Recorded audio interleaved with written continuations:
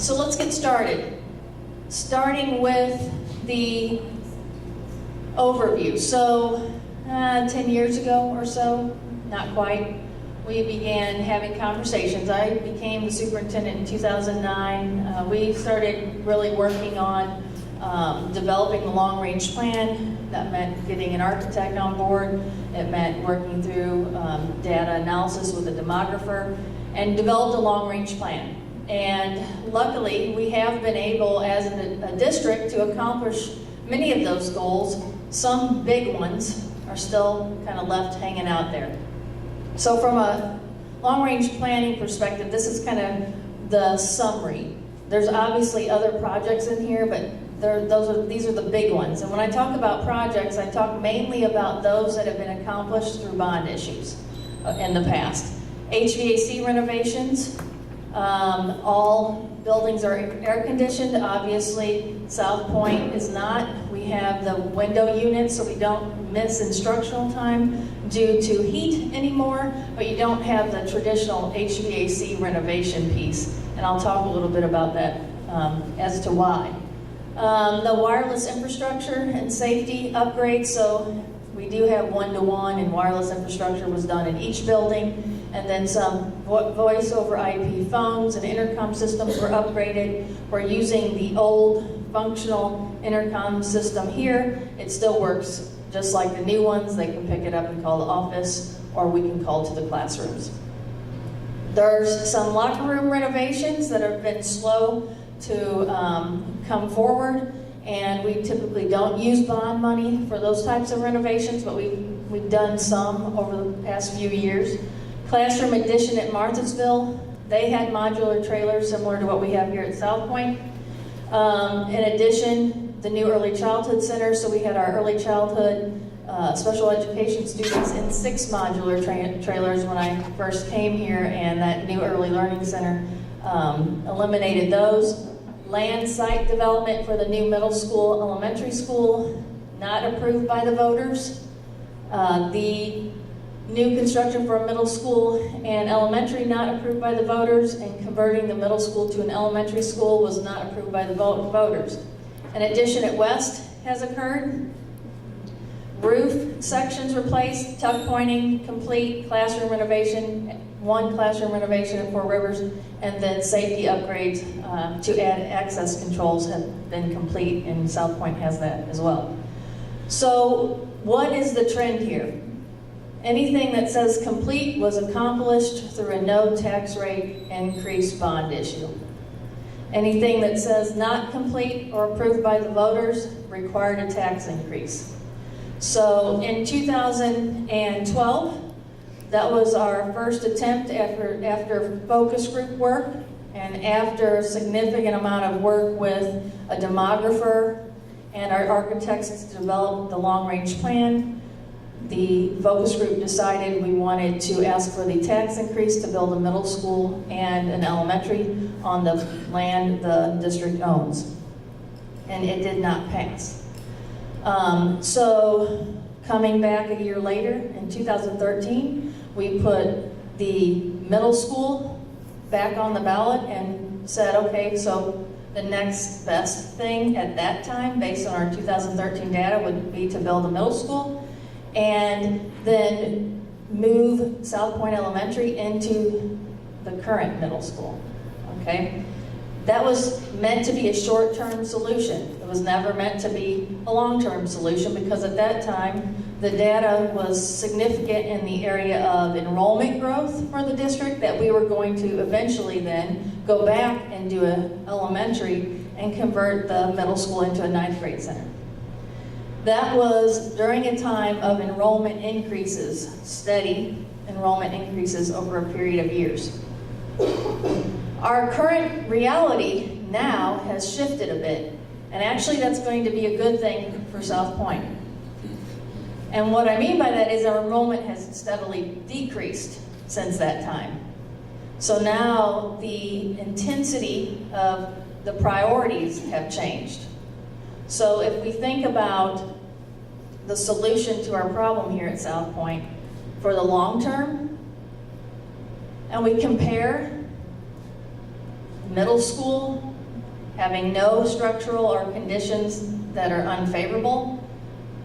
It is at capacity, but the enrollment there will be going down over the next couple of years. We compare that issue to the South Point's current condition and the fact that you are at capacity and we do have modular trailers here and that we intended to build a new school. You compare these two things in terms of intensity and the South Point situation rises to the #1 priority, okay?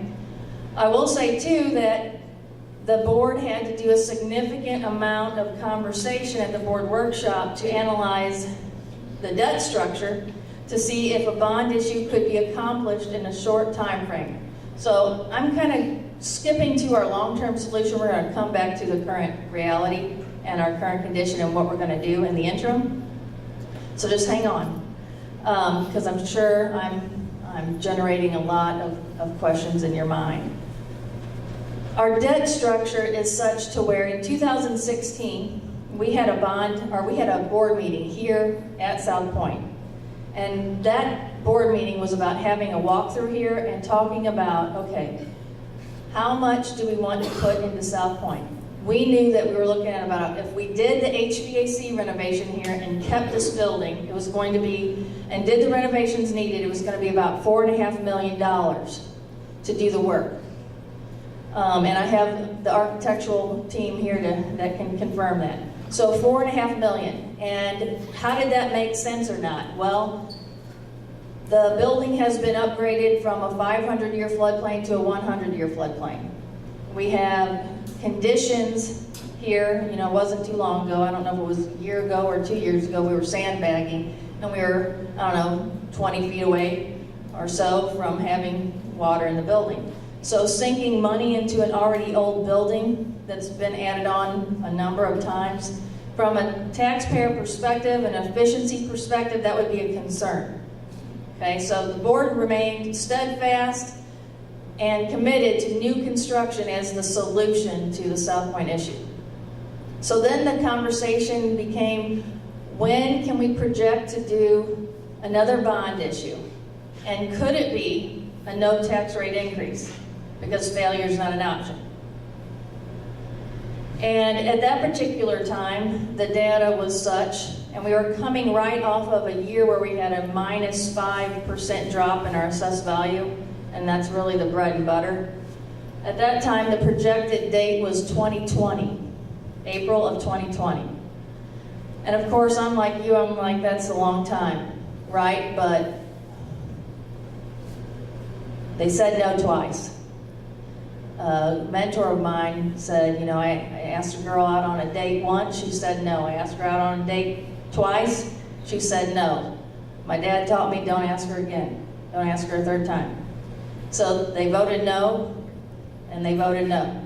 So that tells us that a tax increase in 2012 and 13 wasn't favorable. How quickly could we possibly do this with a no tax rate increase because failure is not an option?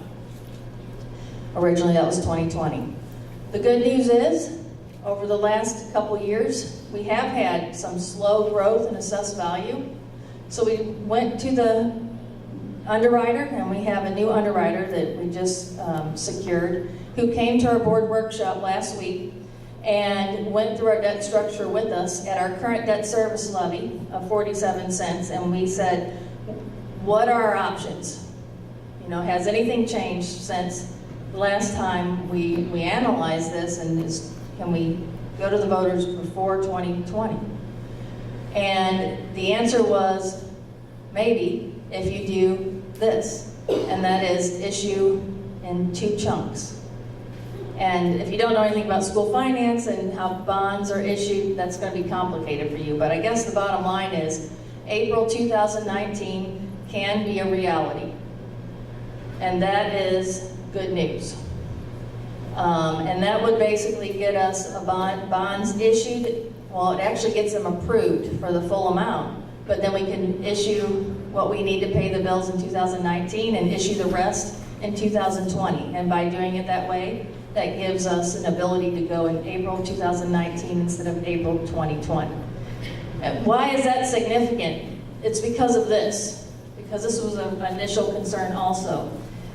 The way this works on the ballot is if you have an initiative, a general obligation bond that you want to put on a ballot in Missouri, basically in odd years like 2019, there's only one time you can go to the voters, and that's in April, and have 4/7 to approve it.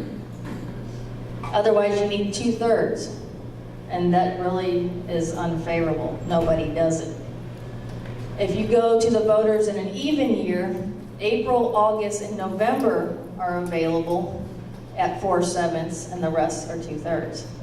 So initially, we thought 2020, April 2020. Now we have some confirmation, and the board is again going to be massaging this information at the next board meeting, and hopefully making a decision as to what we can do with a no tax rate increase bond issue in April 2019, which means our ballot language needs to be to the county clerk by January 22nd. And then we're in campaign mode. I have never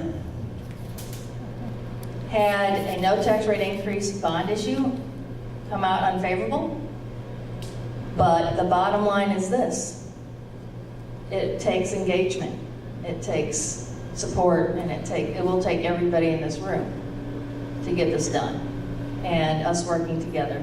And so, in terms of light at the end of the tunnel, there it is, okay? In terms of current reality and current conditions and what are we going to do right now, I'm going to turn this one over to Dr. Mahon, who will introduce our guest, and we'll talk a little bit about the engineering report in the event you haven't watched the video and you weren't at the last board meeting. The engineering report about can we use this building, how will it work in the interim if we are lucky enough and are under construction, and what does that look like for the district and your children? All right, thank you. I just want to expand a little bit, just 2 seconds here, on the enrollment trends. So if you can look back, because we sometimes get the question, why did the plan change? And a lot of that's based on what you're seeing up here. And I know the numbers are hard to read, but what you're seeing is our enrollment trends as a district, 2001, 2 is the far left, climbing steadily up. I mean, you can see from the graph that we're going high. And that was, at the peak, we were at 4106. And at that time, we were busting at the seams with all of our elementaries, or not all of them. The majority of our elementaries were over capacity. Our middle school was definitely over capacity. So that was kind of the process that we were going through. We also had a demographer at that time. And as Dr. Van Leer alluded to, now we're starting to see a decline, which is part of the reason why that shift in priority has happened. Because the middle school, we think, some of that enrollment capacity is going to be alleviated with time. And it's still, in my opinion, overcrowded, but it's going down and they're making do. And then obviously this building is a major concern. So I just wanted to kind of give you a visual on how that enrollment has worked. It's been straight up, straight down. And now in terms of current conditions, we have a couple of our experts here. Mark Ruther, who's the principal architect at Honer. We have Wade Welch. He's been out here for we brought out. We have architects. We've had 2 different structural engineers look at this place. We've had soils engineers look at it. So I feel like we've done a thorough job of making sure we're getting all the correct information. So I think I'm going to turn it over to Wade. We also actually have Ron Behrens is in the gym right now doing some field work. He was our structural engineer who did a report that we talked about at the board meeting. So I'm going to turn it over to Mark. Good evening. I'm just going to give a quick introduction to Wade, but also we've been doing work with the district since 1992, and there's 2 different things here kind of going on, and Wade's going to kind of get into that. One is basically the academic wing here, where we have a lot of the academic spaces, the lower structures around the campus, and for the past 10 years, we've probably come out multiple times to look at a lot of the conditions with the soil conditions that are underneath the structure. And just those, what we're we've got happening there is, depending upon the makeup of the soil, whether it's too wet or too dry, that is what makes some of the walls or the floors kind of heave or fall in a lot of the conditions of a lot of the buildings. We're not as worried about those conditions until we received the call 2 months ago or a month ago to come out and look at the cracks in the gym, and that's where this kind of took on a new life with the gym, and that's related to the tall walls, because it's open to the wind, and so I'm going to let Wade kind of talk about that. He's been working with the structural engineers on that particular case, but I'm going to turn that over to you.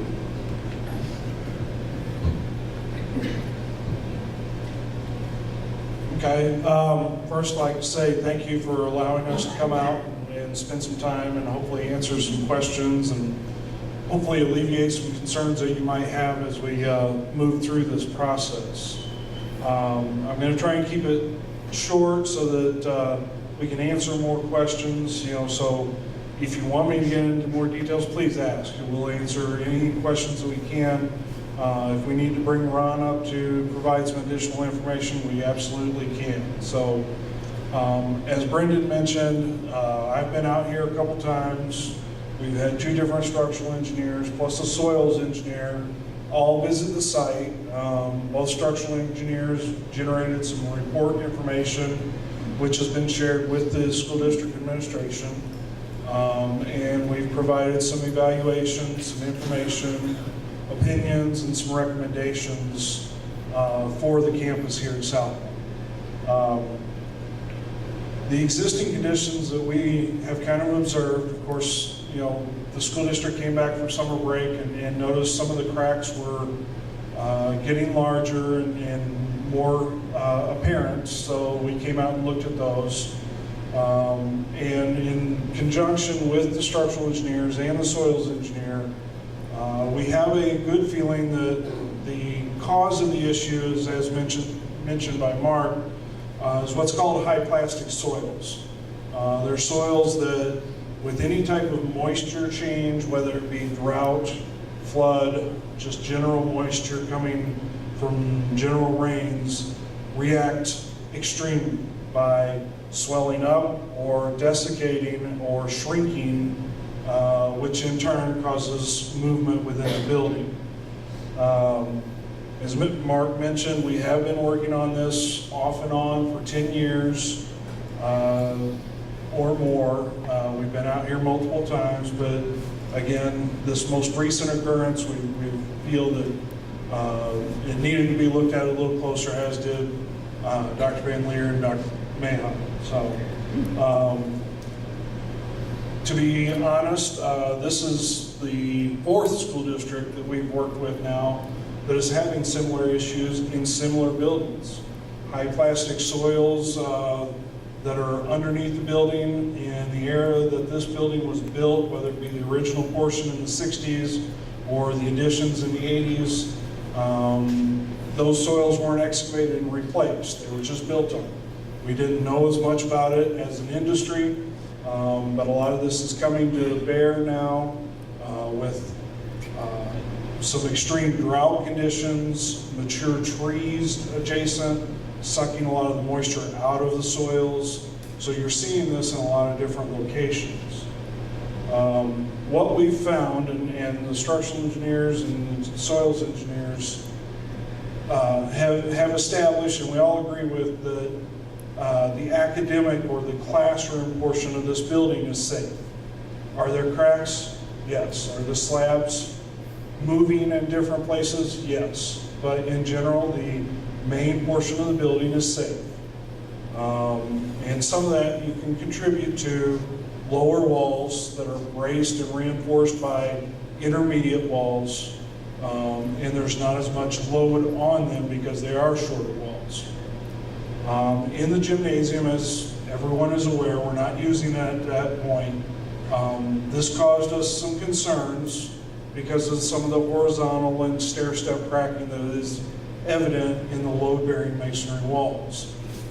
We do have some concern that without some additional repair and reinforcing, that the walls could become unstable. Will they?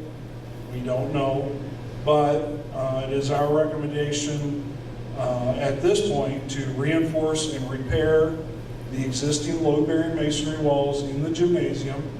And Ron is there diagramming all the crack locations and coming up with the solution that he feels best will address that. And our goal is not a permanent fix, but rather a restoration of the gymnasium building to the strength and conditions that were present when it was built originally.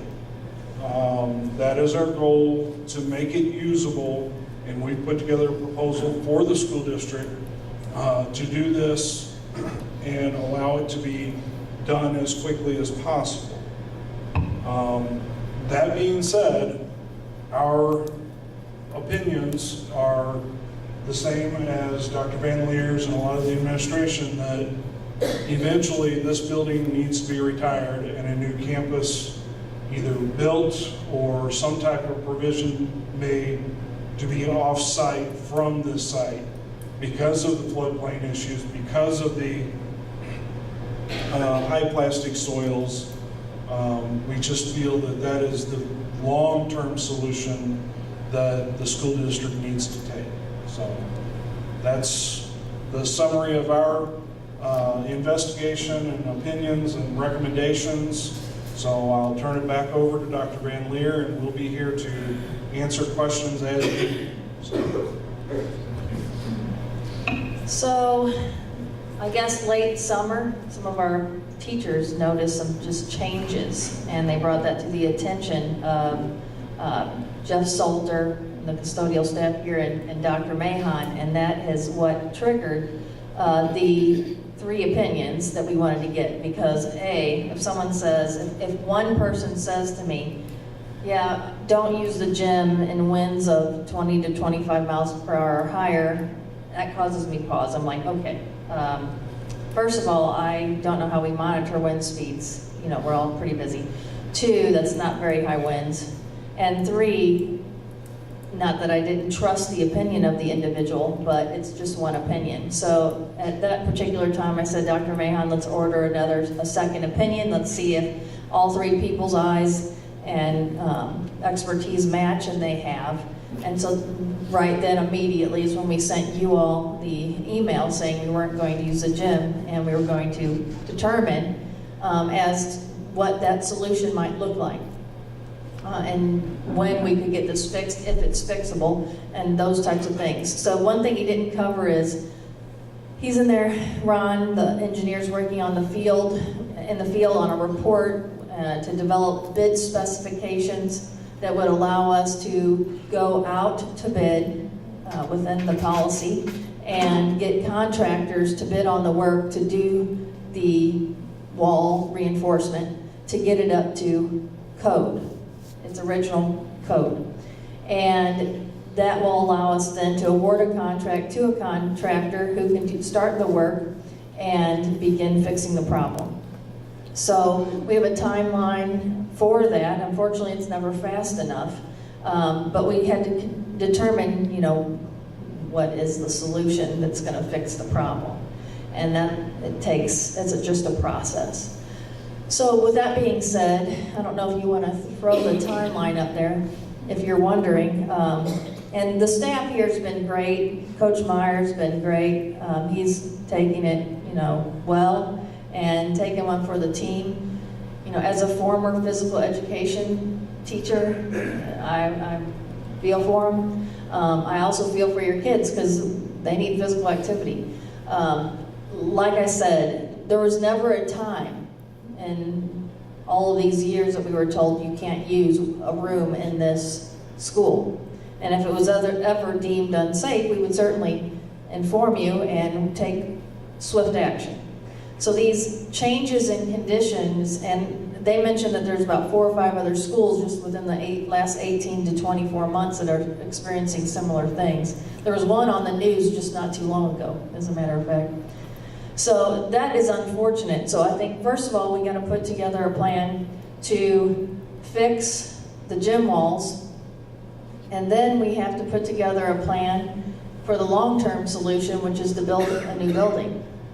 And the process, the timeline, like I said, is never fast enough. So if you have any questions regarding the actual gym walls and anything else regarding the current conditions, now would be a good time to ask, because we have them here to answer your questions. And I did think at the board meeting they did a nice job interacting with the parents that were there to explain the findings. Do you have any questions about current conditions?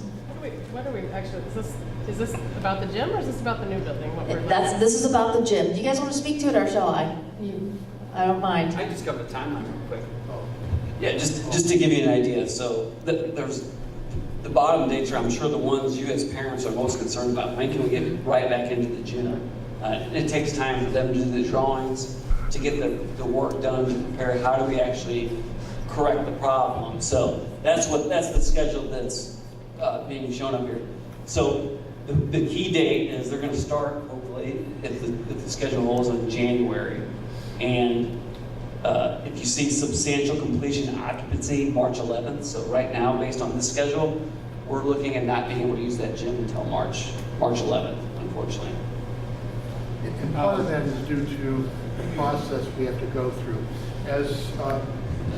As Dr. Van Meer had mentioned, we've got to, in this particular type of situation, Ron Barrett with ASDG is down actually measuring all the cracks, because when they go in there and start putting together drawings, we want to identify where those cracks are, so they're specifically identified where the rebar is going to have to go in those walls. So he'll do that, he'll put the drawings together, and then we're going to have to put it out to market. That has to be out in the market for a minimum of 2 weeks, typically 3 weeks, so some of the contractors can come and look at the conditions, so they have a good feel. The positive is that they'll be able to work in the building while there's cold weather, so it's not the temperatures aren't going to impede their progress. But that 2 months, they'll be basically cutting out cells, putting in steel, and then putting the cells back in, and then pumping it with mortar to be able to hold all that together.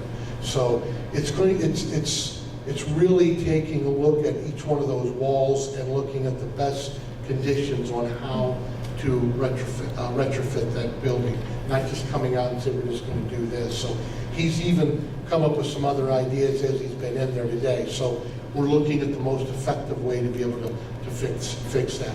The contractor will come out, start monitoring that and fixing it, and then by substantial completion, that's basically saying we come back out, look at their work, and confirm they've done it to the drawings that were given to them for bidding purposes. And then that's when we would turn it over to the school district. We also talk about the trees having to come down. And the trees also, on another aspect, is because of we've talked about this a lot, but it's basically the soil, high plastic soils. It's basically the change in state between the soil that causes the problem. So when it's flooded or there's a lot of moisture in the soil, it's when it dries out that causes, it's going to heave when it's wet, and then when it dries out, it compacts and it's pulling out. So with the trees out there, what they're doing, it's actually, the roots are getting underneath a lot of the locations, pulling that moisture out of underneath the building, and that's what's making some of the floor slabs that are falling. And not really falling, that's the wrong terminology, but they're settling. They're settling more because it's the moisture on the outside pulling it out. We've had, as Wade had kind of referred to, we've had 4 different conditions: Warrenton, Park Hills, Troy, Missouri, one other one I believe, but where this has happened in conditions in buildings that have been up since the 60s and have never had a situation like this occur. in some cases, you can go in if it's one particular location or one particular room. We've actually gone in and actually extracted the floor slab, dug down the 3 feet, put in rock, and then came back in and put the concrete in. And in a lot of cases in these particular, it's very isolated in these locations. What you've seen here at South Point, a lot of those rooms, it's happening in a lot of locations. Now, to go in and take that and extract that out is a very expensive process. And that's why one is to basically get rid of the trees around the perimeter, because that's basically pulling that moisture out. And you're trying to get the dirt or the soil to stay in a similar state, and that's what you're trying to accomplish. Is that? I mean, eventually those roots die off though, and settles more, right? Yes, you can, yes. Is it safe to say, since this is plastic soil, the soil is always going to be that way? You may fill the cracks and be the strongest point in the gym, but it's going to continue settling, and eventually there will be more cracks, and the cracks that are existing in the academic areas are going to continue to expand and continue to cause. What you want to try to do is limit that change in state. So by taking the trees out, making sure that the water is flowing away from the building, that's going to contain it, that's going to lessen it, but you're always going to have that condition underneath the soil, that anytime there's a change in state, it could fluctuate. And in some cases, when it's too wet, you'll see the slabs will heave and they'll come up in the room. So that's been a situation as well. My question is, how long do you think this temporary fix, because our end goal is really a new school, but how long do you think it's going to hold, last? I don't know what the right word is, but In the gym. Once we do the work there, that will be brought up to the codes of when it was actually built. So we're looking at that as being significant upgrades to the existing structure, because in some cases there's not even any rebar in some of those walls, typical of what was standards back at that time when it was built. So, and I think what's happening, you've got the high walls, you've got the movement and state of the soil, and the tall walls that are open to the blowing of the wind and which is causing a lot of that problem. So by putting that addition and those reinforcing in the walls, so those 4 things are going to significantly help or modify those conditions in that building. So the question being how, once you are finished with that, it will be up to the code of its day, but how long would you expect it to stay up to that code? It's going to be, at that point in time, there'll be significant changes where we'll be very comfortable with the changes that we're doing. That will be, again, it's brought up to the codes back when it was built. You expect that it will stay that way pretty that's where we started. Until the new school is built? Is there a definite timeline? No. But buildings of this age, whether it be a school, a business, you can only bring it up to the code and the original strength of construction. And then it becomes every building, how long is it going to last? We don't know. We don't know what the earthquake conditions may be. You do not know what the flood conditions will be. It brings it up to, as we'll say, as safe as originally constructed. Now, if it were a newly constructed building, there are different codes that are going to be more stringent, put more reinforcing in the walls, but in order to retrofit a building to meet those codes, you'd be better off tearing it down. Now, the timetable is as good as the rest of the building because that's going to be the original construction.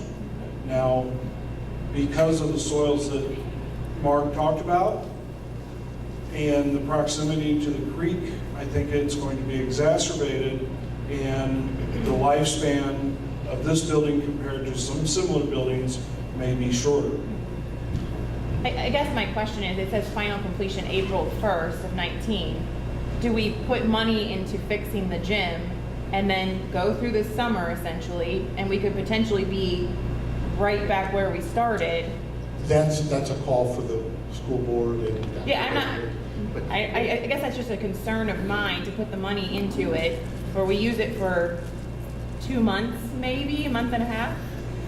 Okay, so I don't disagree necessarily. Now, you're using it though throughout the time of construction. So let's say the bond issue passes, okay? We start moving dirt at the end of the summer, and now you've got construction. So we'll go through design, you know, we can start design now, basically. We have a civil engineer who's done a thorough analysis of the site in terms of site development, right? But all of that work will soon be happening with the architectural firm as they prepare the design process and the documents for the new building. So what happens is we go out to bid, and we know in January, because it's not going to hinder our decision to have a bond issue or not, but we'll know in January, we get the bid documents back, and we know the true estimate, you know, what contractors are going to charge us, and then we make an educated decision. Bond issue passes, then it makes sense potentially to do the remediation, because we're looking at 18 to 24 months before we're moving into a new building, right? If it's astronomical number for some crazy reason, then we're going to have a conversation about, are there other ways to accommodate the special schedule and meet the needs of kids? So that's the process we're going to have to go through. The board has the right to reject any and all bids. So just because, you know, we take it out to bid doesn't mean we have to actually do the project. Do you want to speak to that estimated cost? Estimated cost for The gym fix? Our original estimate, we were really, because it's such a difficult thing, you know, we put a lot of it, when we did put our estimate together, we put it based on square footage. This was literally our first blush at trying to look at how many places we're going to have to actually cut it out, and we were looking at $100,000 roughly to be able to come out and do that. And that was really just kind of a dart at this point, but it was based on some phone calls with some contractors to kind of get an idea of how they would go about it and how they would approach it. One other thing I wanted to talk about too is when we talk about some of the codes in the past, the codes are always changing. As of 2015, now there's new codes and new stipulations where you need to be doing, or we're being asked, or the districts are being asked to put in storm shelters. And so it's always evolving. It's not like anything was done incorrectly at the time when it was done back in the 80s, but yet and you've got kind of a perfect storm here. You've got the soils, you've got the tall bays, you've got the minimal reinforcing in the walls, and it's just getting to that point where it's life. But the extended life of the building, it's gotten to that point. But like I said, there's new codes that are actually in 2015 and requiring storm shelters be built. So that's something else that's even changing. So my question is about the wall. I know I wouldn't ask you to predict if it were to fall, how it would fall, but we have a lot of kickball games that happen on the outside. So my concern is if we're not starting construction till January, occupancy till March. I mean, is it safe for the kids to be on the outside? We were actually discussing this in detail. We got here a little early and spoke with Ron and Dr. Mahan, and we were going to come up with a diagram for some fencing around the gymnasium or perimeter to make sure that is secure just in that case. And the short and sweet answer is you're going to have to move the kickball field We were actually just talking about that, so yes, While we are under going to. construction or right now? I think both, yes. Again, Gloria, No, I just wanted to add a little bit to that. So high wind, like 25 miles per hour winds are very, because that was a question we get asked a lot. And most likely, if you're in the type of weather that they're talking about that could be at risk, you're probably not going to be outside. Or I would hope you wouldn't be outside. So that will help alleviate some of that problem. It could be a nice- But we did talk about fencing as well. With the extended timeline, what would happen if the walls did fail while the kids were in school? What would happen to the rest of the school? Like how would the rest of the The building be rest of the building, affected? if you did have a wall failure in the gym. Very little. The building, and I'm somewhat familiar with the existing drawings. That was 86, 87, but we have those existing drawings. The gymnasium is basically its own structure. So if there is a failure in that regards, it most likely will just affect itself. Obviously, the connection where the doors are might have some damage, but for the most part, it's going to affect itself. It's separate. It's not like other buildings where, for instance, this cafeteria, it's right in the middle of the building. It is kind of built onto itself. So. But what if the wall over the hallway there, what if that falls on that hallway? How long are we without it because it connects to the other grades?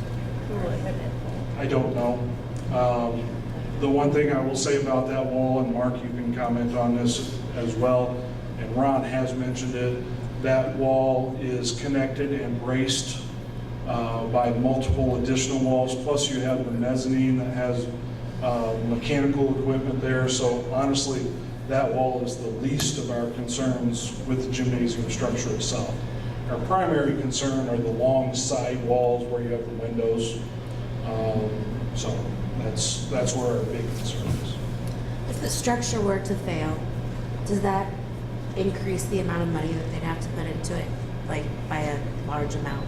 Yes. Then you'd be starting. I mean, so if it fails, okay. We'll just close it down. Is there a plan in place for if the wall in the gym collapses for our students going to school? Will they still be going to school here? Will they be going somewhere else? Is there a plan in place for that? Okay, so if we remediate the gym and it fails, and we don't have a gym, but we can still I mean, if the use. wall collapses, if it does happen to fail in the meantime before it's repaired. As long as the academic space is fine, we will mitigate that issue and make sure that it's closed off. Yeah, safely, for sure. It doesn't fall safely and the rest, some other part of the building is damaged. What will we do in Plan B? Okay, yeah, I'm getting to that. So let's say something happened and other parts of the building were suddenly deemed unusable, okay? Because that's all it would take, somebody to say no, and we're going to Plan B for the interim. And we will touch base on that. We have like the quick plan, so say it's a Sunday and we have to make an adjustment on Monday. We have that plan, and if there's time, so heaven forbid the bond issue were to fail in April, and we would be making, the board and I, we sit down, we say, this is kind of the date that we no longer plan to utilize South Point, then we would come up with a plan that would take our student population and disperse them to the other elementary schools, because A, we haven't been permission to build a new school. So it would be that, in conjunction with potentially if there was space vacant somewhere that we could utilize and retrofit, okay? However, that also requires money. So here's another thing that is important. I guess if there's any silver lining, which I don't even like to look at it this way, but a lot of times people don't believe you when you say you need something until they are inconvenienced. We've seen that if you've ever been on any of our campaign committees. We've had conversations, okay, what could we have done differently? We felt like we did X, Y, and Z and everything that could possibly be done. And the bottom line is, either A, they didn't believe the need, or they didn't want to pay more taxes. So I think we are obviously to a point where this is it, folks, right? Failure's not an option. And it doesn't just impact the South Point community. It would impact every elementary school in the district.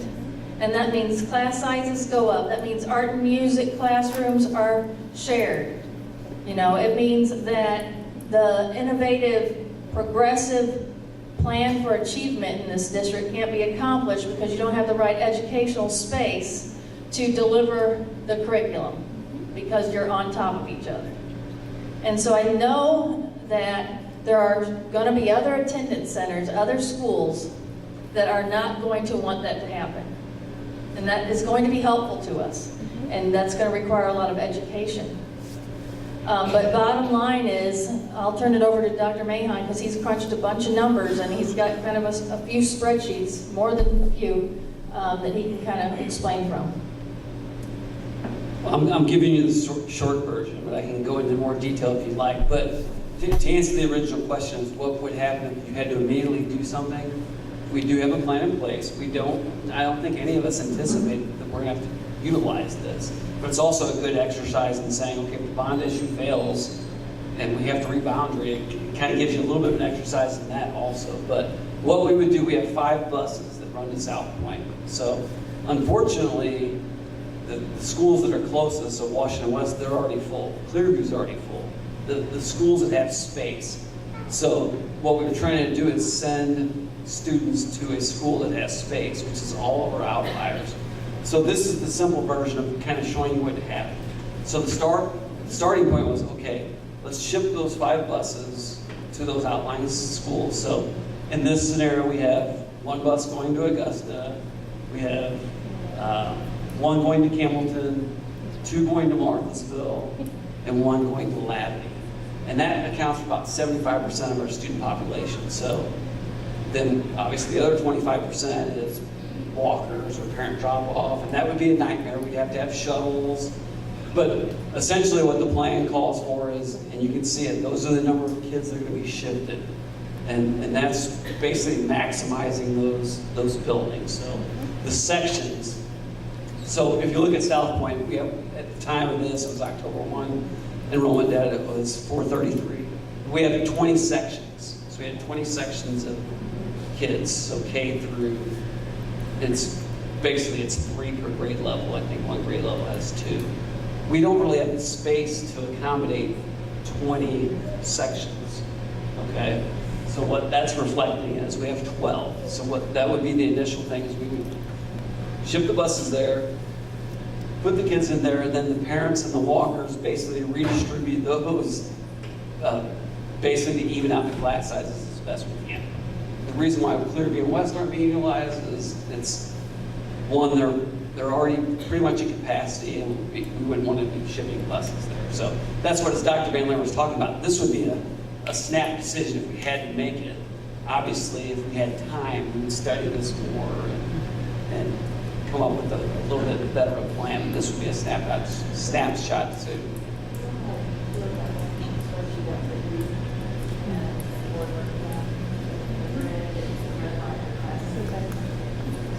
So we're not going to spend a lot of time going over this next spreadsheet, but it's a little more detailed than this one, and it was covered at the board workshop, where if we did have to deliver buses to different locations and what it would do to class sizes. It's that other white spreadsheet that you shared with the bus. Yeah. So obviously that's not ideal, but that's the quick option. And then we'd also have to find some space that we could utilize. We're also in the process of getting a demographer in place. So the last time we did our demography study was in 2011, and that set us up for the 2012 and 2013 bond issue. We're having another demographic study to do a population analysis in the event we have to change boundary lines. And boundary lines adjustments are very difficult in this school district because our population is pretty central, but our geographic makeup is 275 square miles. So a boundary line adjustment would mean students who like are in the west attendance area or in the South Point attendance area are actually having to go out to Labadie or out to Campbellton, and in some instances maybe even across the river.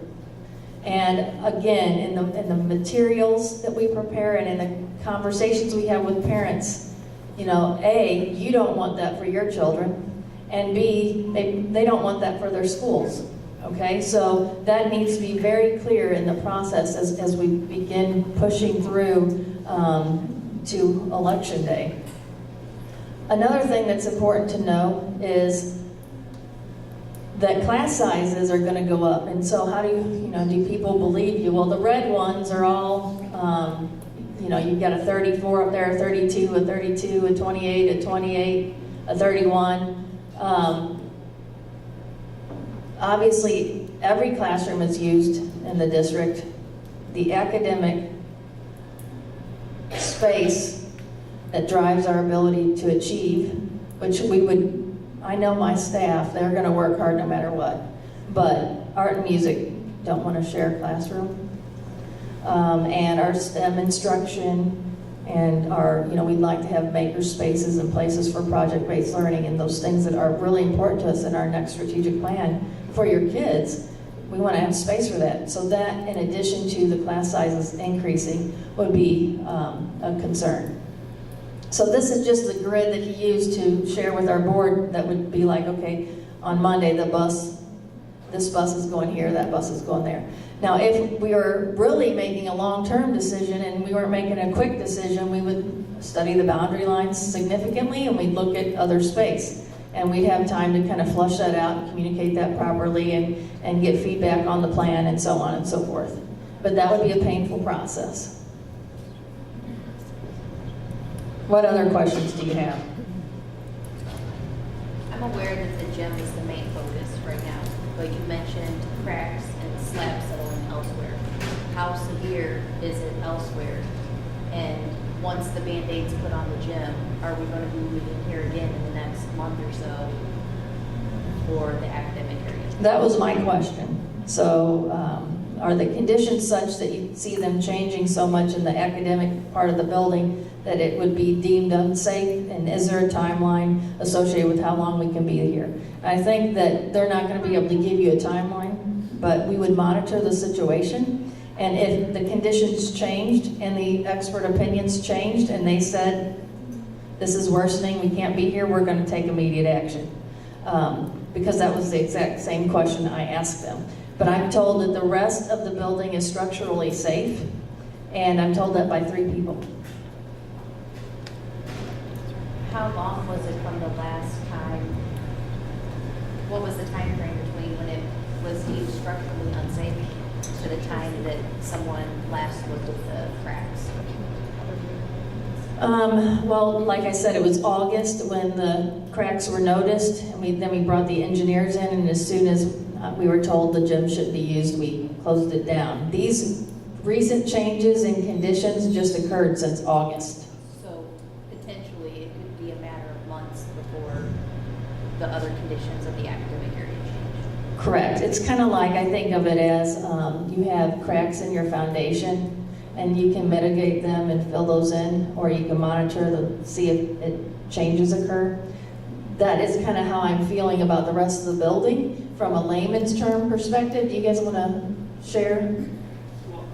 I'm a layman, I'm not a structural engineer expert, but someone put it in my words the way these guys relay it to me and you guys hop in. But I think our faculty, there's been some cracks there. What happens is they were expanding over the summer, and that's what they were alluding to about the trees going underneath. We apparently had a very dry summer, which in their opinion, correct me if I'm wrong, caused that soil underneath to lose moisture, which caused it to drop. I'm not saying this is going to happen, but when moisture goes back into those soils, those cracks could actually shrink. So, again, hop in if I'm wrong here. So that's just kind of how I process it in my mind, and hearing from them that there's going to be some movement, but over time, obviously, that's going to, when you have expanding and shrinking, that's not good. But the problem with the gym is the walls are so much higher, whereas in the rest of the building, the walls are not as tall. So the way I process it is we're okay because the walls aren't as tall, essentially. Not that it's good, but it's mostly cosmetic in that case. And that's another thing to understand, that the cracks could shrink. They could get wider, but over time, that's not good, even on the short walls.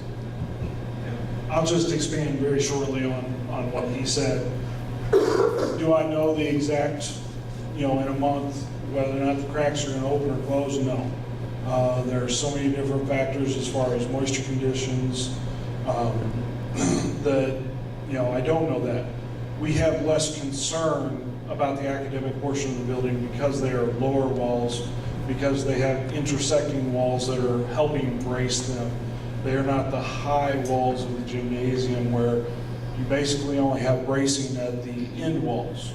So will it move in the academic building? Most likely, exactly the way Brendan referenced it. The moisture goes up in the soils, it's going to expand, possibly closing the cracks. And if it dries out further, they could get a little larger. Are we concerned from a structural standpoint? No, not at this time. Now, that doesn't mean we don't monitor it and don't watch it and don't come out every 2, 3, however many months that possibly Ron would recommend and keep an eye on it. And obviously you have building staff here every day that are going to be watching those. So we have less of a concern structurally for the main building than we do for the gym. And that's why we've taken the approach, and it's not just me saying that, it's Mark, who's got 30 years plus in the business. It's got Ron Behrens, who's got 35 years as a structural engineer in the St. Louis area. And it also has soils engineer and secondary structural engineer are saying the same thing. One thing that I will add on to, we would recommend one repair in the library. There is an odd condition that has caused, the slab has fallen away from a short masonry wing wall by about an inch and a quarter. It's not caused any damage as of yet, other than a rather unsightly gap, but we are going to grout underneath that to make sure that wall doesn't move any further.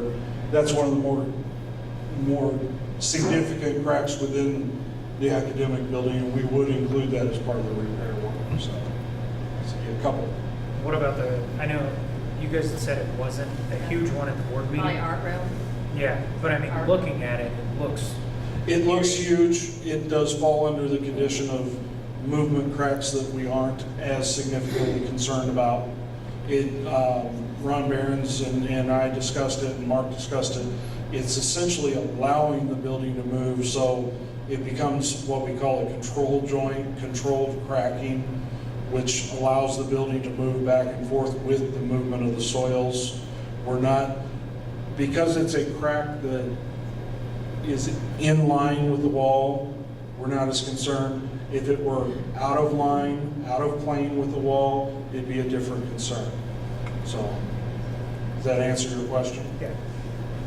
This actually isn't for you. Okay. But with Winter County, I actually have a son that loves gym. So what are we doing this year for gym since we don't have a gym to go into? And also like music programs, music programs. Yeah. Right, absolutely, understand the concern, for sure. The problem with the gymnasium is the fact that, how cold is too cold to go outside? And like days like today, and I'm sure the teachers, the regular ed teachers would really appreciate it if your kids were able to get out there and run some things off. So for the time being, it was use the cafeteria, it's push in to classrooms or wherever there's space, go outside. I have talked with Amy Hardy and Melanie Trippman about, is there a way for us to somehow modify the schedule and utilize the gym, off-site. Now, the classes, are not all that long, So we would have to figure out transportation to and from, and that takes away from the whole experience and the process. So is there a way to like stack up PE and have it for longer blocks of time within the special schedule? And that's something that they would have to work on to see if that's even a possibility. Because when your kids are at with their specials teacher, that's when the regular ed teachers are on their plan time. So kind of one thing kind of leads to another, or PE and music kind of come scheduled together. That is something we can study to see if it's an option, if there's anything we can do to accommodate physical education in that way. I really don't have a magic wand or a good answer in the interim to deal with that problem if we can't go outside. So I know that Coach Meyer is getting ideas, creative ways to just do some different things throughout the building, but I don't know the details in terms of how he's been working through days like today. He has taken the younger students downstairs to our motor lab, and he's picking that up with them. Older students, they're doing more, today he was talking about with them, they're moving in the lobby, using the space a little bit, in the cafeteria when it's lunchtime. He has been outside a lot. He's been doing a lot of outside games, frisbee throwing, good old fashioned, teaching them how to throw frisbees, just getting them out, getting them active.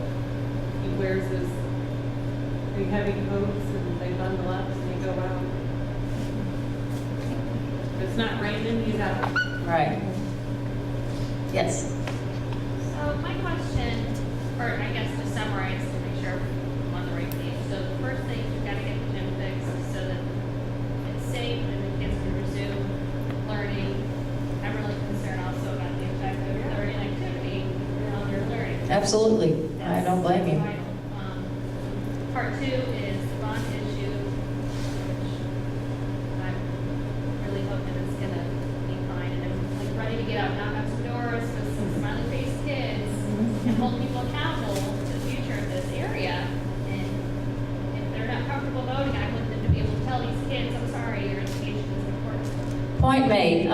In 2012, the participation from our parents, and this is a district-wide number, not a South Point number, was 23% actually voted. Well, since 2016, I think a lot of people are revved up. I was just about to go there. It looks like the numbers are on an upswing, and usually April is a good month. You know, it's a good month for school districts because we get to share the election fees, because there's usually quite a bit on an April ballot, so that's a good thing. And moving up to 2019, I think, again, that we'll get a much better turnout.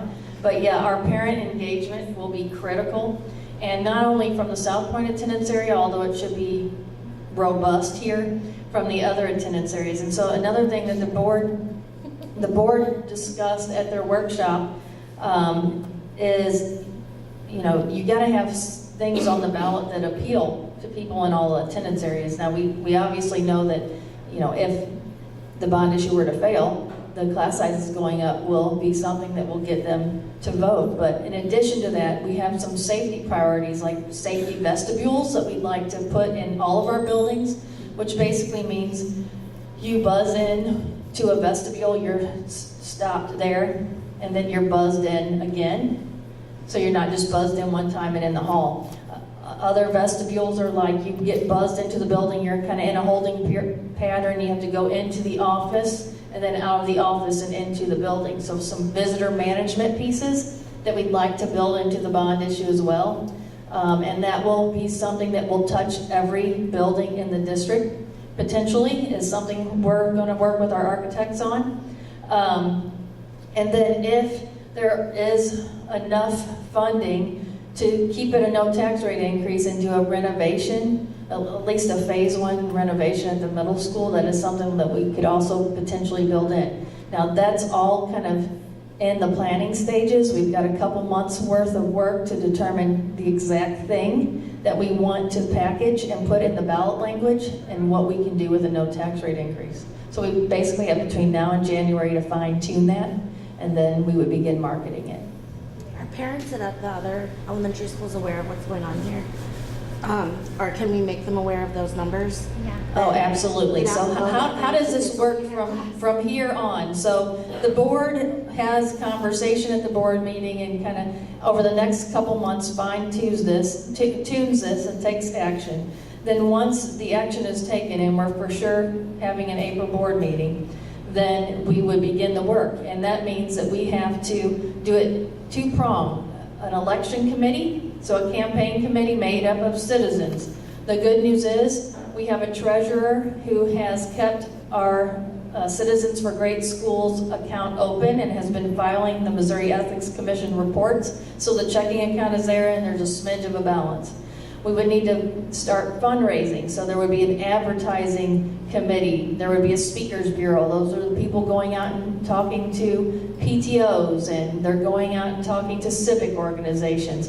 In addition, there would be the advertising group who would be working on the logo and the signs and all of the materials that would go throughout the school district washing boundary lines, the mass mailings, so on and so forth. So the committee, the campaign committee, comprised of citizens from all attendance areas, work with me, and we develop a chairman or a co-chair, and we work through the process. And we have to follow certain rules. The campaign committee can work on everything vote yes that they want. Staff can't work during the day on any vote yes messages. That's against the Missouri Ethics Commission rules. I can work with the campaign committee really closely, but the rest of the staff, you just can't use taxpayer dollars to do those things during contracted time. So that citizens committee really gets down and dirty and does a lot of that communication. In addition to my staff and what we can do and the materials we put together is simply factual.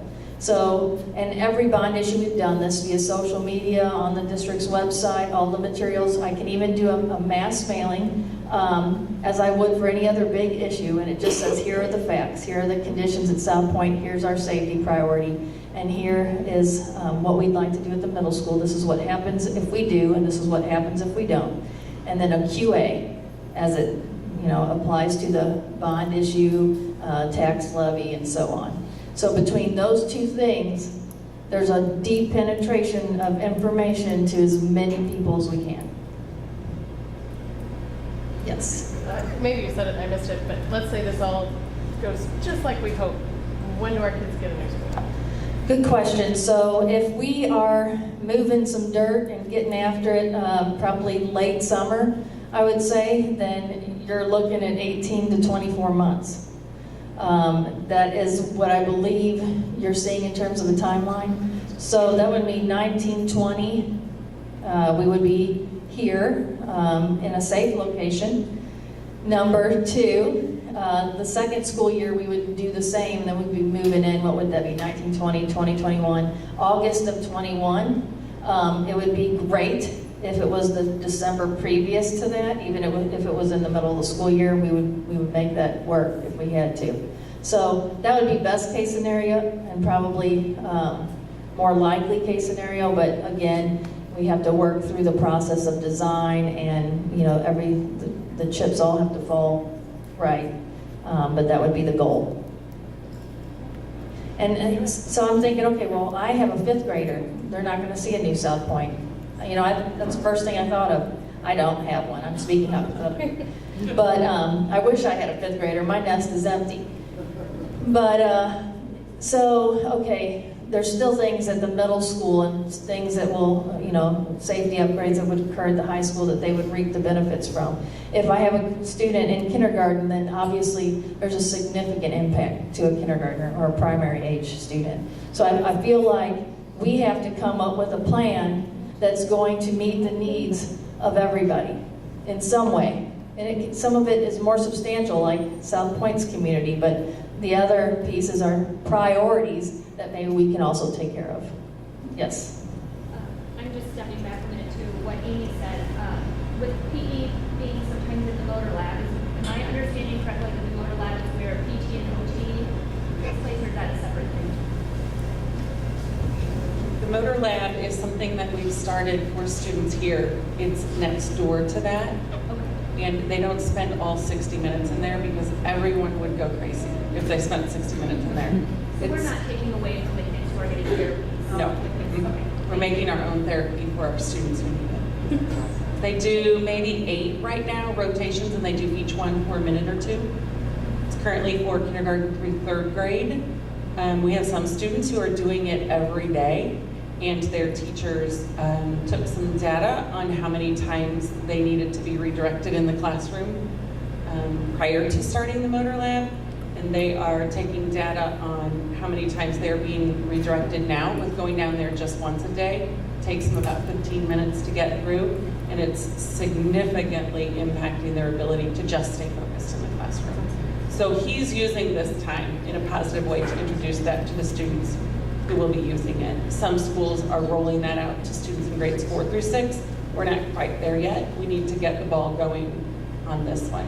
And to follow up, on the music programs, Washington West has been gracious enough to offer their facility to us.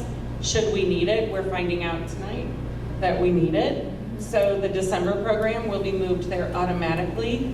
We're going to do 5th grade DARE and any other thing that we can here in the cafeteria. Breakfast with Santa, we're going to bring everything we can here.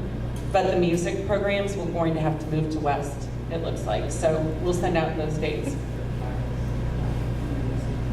Friday's movie night, the YMCA has graciously donated space, so we're able to do that and move it there. So we've got a clearer timeline now that we can work with and make some changes and get some things going for the kids so they don't have to lose out. Not ideal. Do not give up hope. We're getting a new building. Tell the West parents how thankful you are to be able to use their gym and how you would like to not do that forever. Are you saying that if the bond passes in April, they have from April till late summer to do all the plans for a new school? No, we would start the design process. We've had thoughts of doing an elementary for some time now. So we would start the design process. We have to work with the architect. We already, we're out to bid for services in that regards too, and said we want to hit the ground running. Union is currently building a new elementary school. Rockwood's building a new elementary school. So there's a lot. All the architects that have expressed interest in the district have built schools. So it takes time to get through design. I would hope that maybe we could start moving some dirt at the end of July. You guys want to kind of speak to the process and time for that? Because I might be too optimistic, but basically, I want to start moving dirt at the end of the summer. That is optimistic. I've never seen it happen. However, depending upon the process and how quickly the district can move on planning and things of that nature, there are a couple of things they can do though. And if you come up with a plan, you can maybe put out a site package to get some earth moving so that you get the earthwork done while the plans for the school are being done. So there's some things that you can do. There's also maybe phasing the construction. I don't know the total square footage. You're probably going to start with duplicating the amount of square footage that is here. So are there places that, how quickly do you want to get in? And can you put up, can you not take some of the structure where you're moving to be able to move quicker? That makes sense. Like maybe there's classrooms that you don't need right away, but the big thing is trying to get out of the ground with the earth, get that moving, and utilities moved on site. And doing that as a separate package would help move that plan up quite a bit. Yes. If bond passes, the location of the new elementary school will be out there on the line. Yes, good question. I meant to share that. So one thing that we do have in our favor is that the land that the district owns is in the South Point attendance area. Okay, so it might feel kind of far away, but it's 2.4 miles that direction. So that is there, and that would be on the back side, not on the new highway frontage, but on the back side is what, we've had site engineers kind of give us estimates on. If we do get the bond issue in our school passage, this is kind of far off thinking, I guess, but would that mean we would probably end up having to bus a lot more kids? We probably would have additional students riding buses to South Point. We have 5 buses here now. What are your walkers and your bike riders about at right now?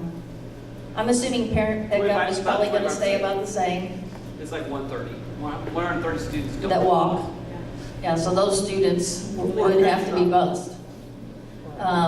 There's not another piece of property here, and that adds cost to the bond issue. And we have property we already own. So when you compare, advantages and disadvantages, it's definitely an advantage to have a piece of property already there and ready to develop. So yes, we would have more students riding the bus.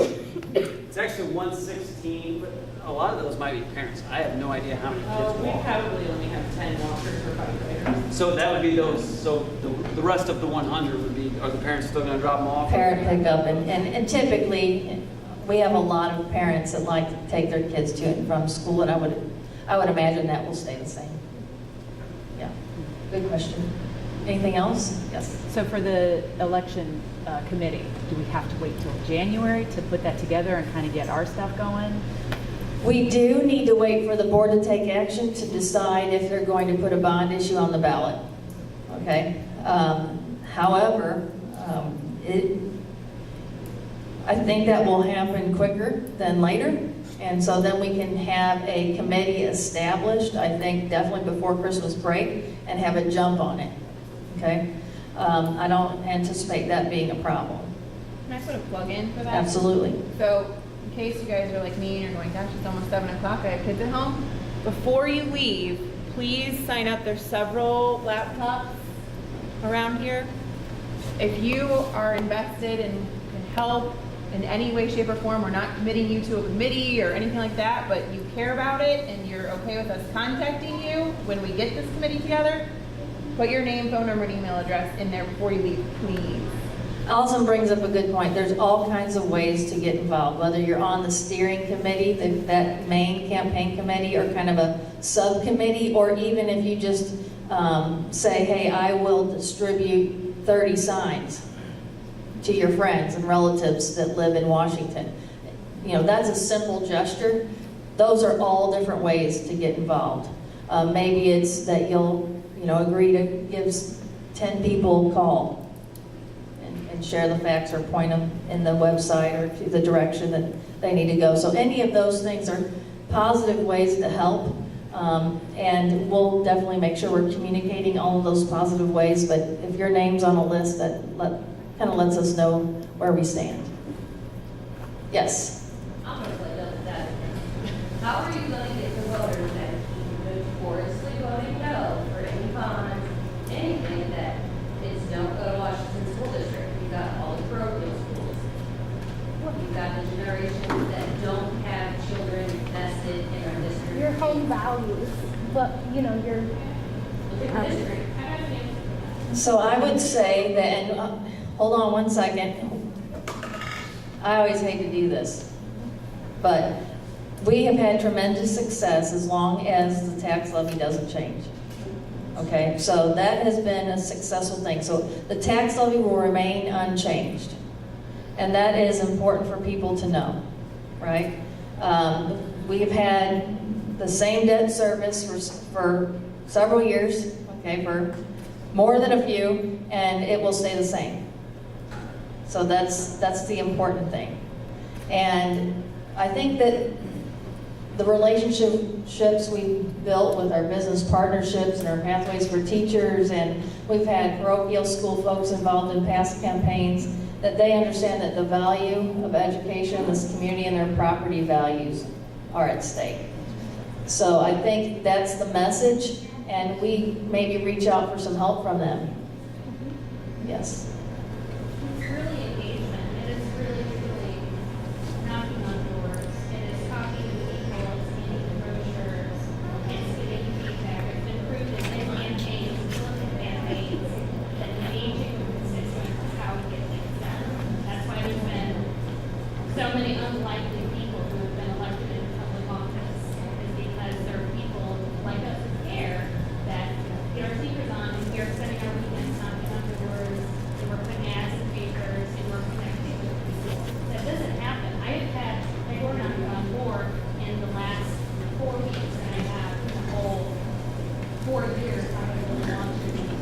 Yeah, the parent and community engagement is critical, and getting people registered to vote and understanding the issues for sure are huge. And I will say that in 2012 and 13, within the city limits, we were not able to knock on doors.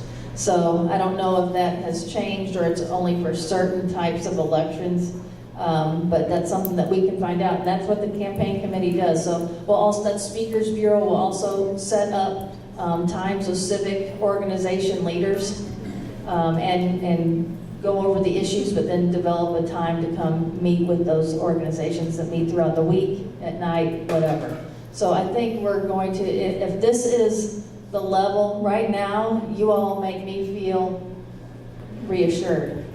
This is something we did not have in 2012 and 2013, and there are people in this room that were on your campaign committee then.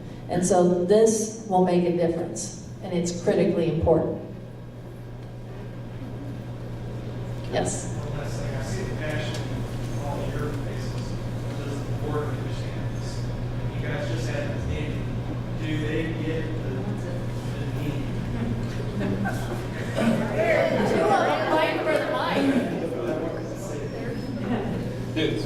Okay, do we get what needs to be done? Okay, yeah, we do.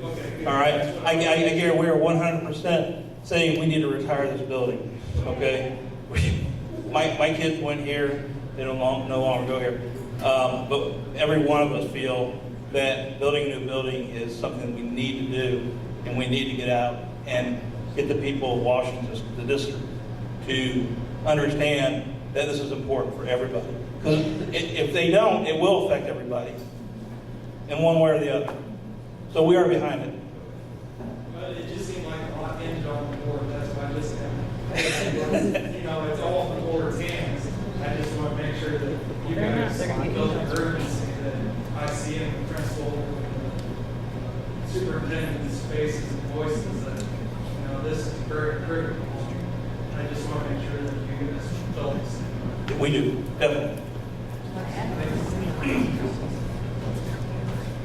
Yes, just quickly, I've been on the board for, I think I'm going on my 11th year. Both my kids have gone through the district. I can promise you this, I've been on every one of those campaigns. One of the reassuring things I can tell you about parochial parents, I found out, I felt the same way you did. There's no way they're going to vote for us. What I found out is a lot of the educated voters, the ones that really go out and do it, they understand that it affects their property, okay? So as we went across this city or this town, the last several bond issues, I can assure you this, they're on our side, okay? They know, they understand their property values. The thing I can tell you from my perspective, I don't want to speak for everybody behind me here on the board, I promise you, you got my support 100%. Provided that those numbers come in correctly. And so Susan Thatcher's been in, she's on the facilities committee meeting, or committee of the board. She has been on focus groups, so she's very well versed in all of these conversations that we've had over the years on this topic. And also, and Bob is our newest board member, and obviously he's a door knocker, so maybe he can help us out in that regard. And then also John Freitag was here but probably had to leave, and he was a co-chairman of a previous campaign. So we've got board support, you don't have to worry about that. And them being here, supporting me and all of you is a testament to that. Now, is the board allowed to, what's the relationship between that and the committee? So they can go to committee meetings off the clock. They got to be careful. They're the watchdog to be sure that no taxpayer dollars are being spent on the yes message. Okay, so that's where I come in working with the committee too. So it's like if we develop a video and it says anything about yes in it, we can't put it on our website. Craig can't work on it. Okay, if it's an informational video, and we've done a lot of them in the past, a lot of informational videos, then we can put it on our website. And you can also put it on yours.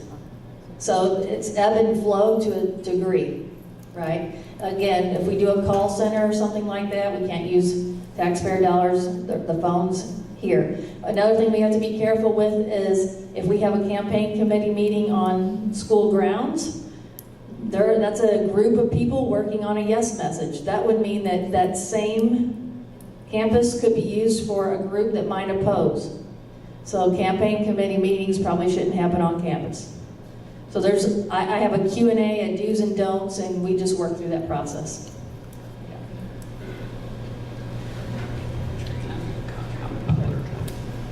Yeah, I just wanted to make a comment about the engagement.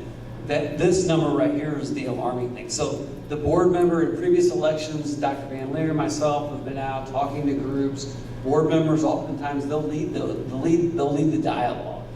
But I really think you folks, you parents, are really going to make the difference. So that's the number that Dr. Van Leer was referring to back in 2013. We had 22.69%, 1,200 out of 5,300 parents vote.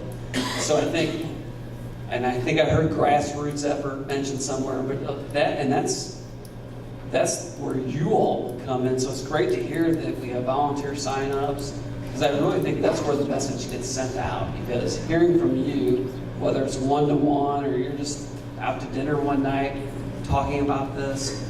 The other thing that I think is important is, I'm not sure if it was you, and I don't know your name. You're talking about the impact that it has on other school districts or other schools in our district.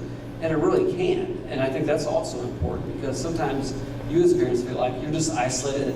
No one cares about it other than South Point. Well, I think the more that we can get the word out, the more that other schools in the district realize the potential impact. So I think that's just so valuable that, one, we're all happy that you're here, but let's keep going with this and try to get the message out. One of the closing comments I'll make is I recently went to talk about a different topic with the Augusta PTO. St. Charles County has voted tremendously in favor of the district always. Problem is we don't have enough people in St. Charles County. Not that that's a problem, but it's a problem. So I was talking to them, I said, South Point, it's their time, it's their turn. I rattled off some of the things that has occurred at Augusta. Your safety upgrades, your access controls, your voice over IP, your intercom system, your tuck pointing. Those are things that haven't occurred in great value at South Point. And the conditions are such to where, ask yourself this, would you want your family or your kids there? So what we need is our parents and all of our other PTOs to rally around the South Point community.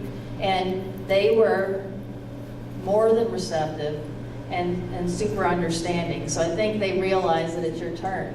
It's just how we give them that message and how we engage with them. I just have one more comment. Just with South Point, which we are very grateful that South Point is the #1 priority.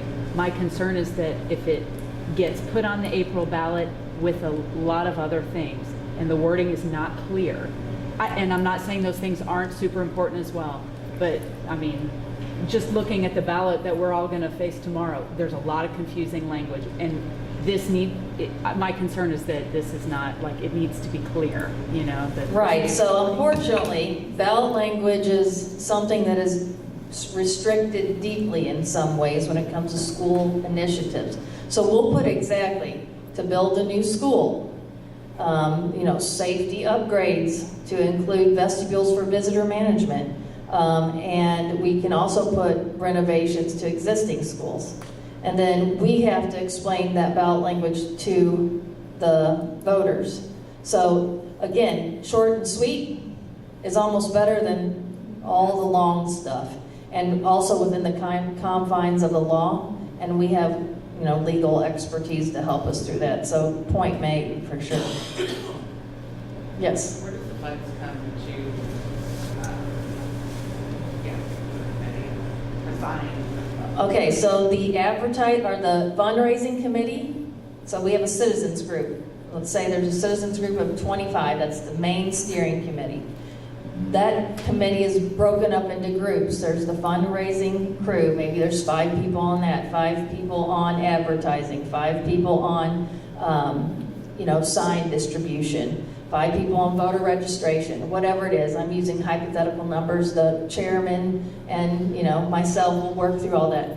But they go through the process of raising funds. So you can have anybody, any citizen can donate, and this is how you do it. Any business can donate, any parent can donate, a PTO can donate to, so South Point PTO could do a fundraiser. That's a way to get a jump on it. And then that money could be transferred and donated to the Citizens Committee. So, and advertising costs money. So in previous campaigns, we've raised anywhere from 13 to 20,000.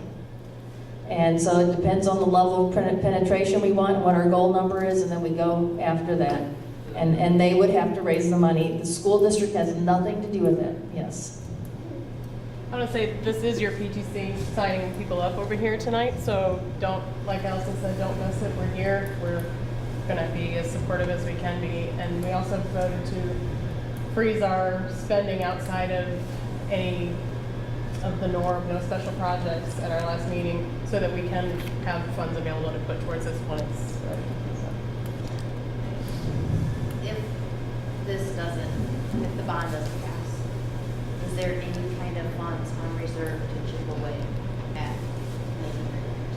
It would take 26 years of our capital projects budget to have enough money for new construction. By then in the district. Yeah, so, and that's basically for rotational capital maintenance, smaller projects like if you need carpet replaced, repaved parking lot, things of that nature, things that just happen, kind of like you would maintain your home. You might have $1,000 out of your whole annual salary for, upgrades to your home in a year, a roof replacement, those things. So we don't have, there's 3 ways that you can pay for capital projects in school districts. You can pay cash, you can do a lease. A lease doesn't require voter approval unless it's increasing your operational tax levy. The problem with leases are the principal and interest payments are paid out of the student and staff side of the budget. And generally speaking, you'd have to make significant reductions there. And so that doesn't make sense for long-term 20-year financings. It'd be like if you had your car on a 30-year note versus a 5-year, right? And then there's bond issues, and that's for your 20-year financings and your big projects, and your principal and interest payments get paid for out of the debt service levy. So that's how school finance works, and that's why that's not a solution. But from that perspective, I have a little bit of a difference of opinion than your dad on the asking the girl out. Like, I think we have to ask every year until it passes. Like, and I speak from family experience where they were going to the voters year after year after year. I mean, I'm hopeful that we're done in April, but... Right, we've had a 2010, a 2012, a 2013, a 2016, or 15. Go back and look. 15. And now 2018. So But we that's shouldn't have to quite a wait for the bit. gym to be falling down for us to... You would think not. You would think not. I was actually, and maybe a bit naive, but I thought maybe 2012 was a long shot, but I thought, okay, we're going to downsize this thing and not ask for as much of a tax increase in 2013. And man, I just felt so good about it, and it was crushing. And I had, in some instances, the same people on the campaign committee from 12 to 13 with some additions, and we worked tirelessly. And so that fatigue, you run out of people who are willing to kind of go back at it, and then people are like, I told you no. No is no. So I totally understand where you're coming from, especially because you're a parent from South Point, and I don't blame you. So let's do it. Let's do it once. How about that? Any other questions? Yes. Even with the repairs to the gym that will fix the problem, what is the sunset plan for this building? I mean, eventually, you're looking at cinder block walls that are going on 55 years of service, and they're really designed to be 75-year building materials. What is the sunset plan for here? I mean, everything that I read in the paper and what we said tonight is we need to get out of here. We need to get out of here. So what is the sunset plan for here? Do you guys want to kind of help? I know you didn't want to put a timetable on it. What is long-term, beyond 5 years, beyond 3 years? Do you have an expert opinion on that? Well, I think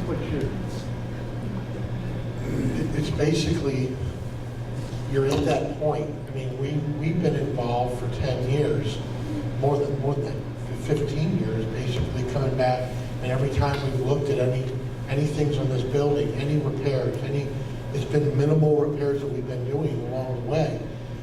But the board has all along been saying we're not going to keep on putting money in there because we want to be walking away. You're obviously making do with what you can. Your staff is getting by and doing what they need to do, but when you've got kind of a perfect storm right here, like I said, you're in a floodplain. Number one, it's bad. That's really bad. Number two, you've got the plastic soils. It's just, you're not going to go in and fix those plastic soils with the magnitude that you have on this campus. You know, if you've got an isolated area, you'll go in and do it, but not. Then you've got the building, the tall building that's starting, and it's because it's up there and it's so tall, it's open to the wind, it's open to the, and it's not braced and with no rebar in it. So it's time to retire the building. They've been talking about it for a long time. Yeah, and I would say this, it's not my decision to make. It's our decision to make. And I can't speak for the board. I know that they all want to retire this building, and that's where we're going to focus our energy. And then it's going to be like, is it 3 years? Is it 5 years? What is it? Because obviously we have been committed for a long time on not using this building, and it will come down to having that discussion with them. So I appreciate your time and thank you for staying. I was a little concerned about how I was going to kind of get through 10 years and then some of information in a short amount of time, but you all hung in there. So thank you so much, and make sure you leave your information here. And what I will do is I will try to keep you updated through email blast as often as I can. And then of course you're probably going to start hearing from leaders within the building that want to take an active role in getting us further down the road. Thank you all, appreciate it.